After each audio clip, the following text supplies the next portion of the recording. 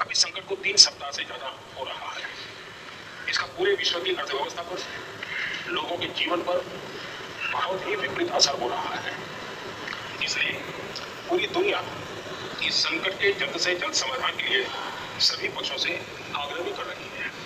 अध्यक्ष महोदय, भारत के सामने भी इस युद्ध ने अप्रत्याशित चुनौतियां खड़ी कर दी हैं। अब फाइनली पीएम मोदी ने ये एक्सेप्ट कर ही लिया कि भारत को इस युद्ध से प्रॉब्लम होने वाली है। अब ये कौन सी चुनौती है और इंडिया इसके लिए कितना तैयार है? तेल और गैस का बड़ा हिस्सा मिडिल ईस्ट से आता है और मिडिल ईस्ट बिजी है लड़ाई में।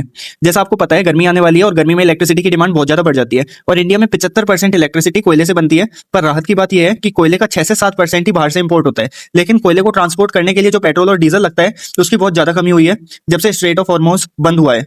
इंडिया अब इसी फ्यूल को रशिया से खरीद रहा है और इंडिया के पास पहले से ही ऐसी कंडीशन के लिए स्ट्रेटेजिक रिजर्व था।